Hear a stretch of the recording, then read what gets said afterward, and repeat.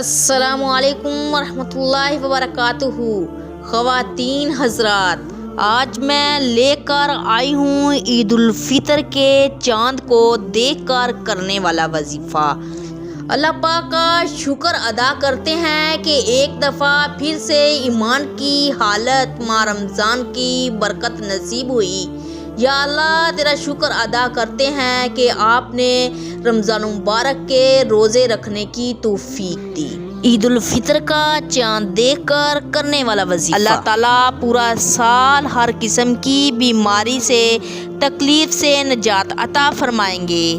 اگر کوئی آدمی یہ چاہتا ہے کہ پورا سال ہر قسم کی بیماری تکلیف دور ہو جائے، پریشانی سے حفاظت میں رہیں، تو آپ نے عید الفطر کا چاند دیکھ کر یہ وظیفہ کرنا ہے۔ انشاءاللہ تعالیٰ آپ ہر قسم کی پریشانی اور مصیبت سے حفاظت میں رہیں گے اور اللہ تعالیٰ اپنی پناہ میں لے لے گا۔ تو میرے محترم عزیز بہنوں اور بھائیوں، وظیفہ کیا ہے غور سے سنیے گا۔ آپ نے سب سے پہلے 11 مرتبہ درود ابراہیم پڑھنا ہے اور اس کے بعد آپ نے یہ آیت مبارکہ پڑھنی ہے جو میں آپ کو بتانے جا رہی ہوں۔ اللہ خالق کل شیء، اللہ خالق کل شیء۔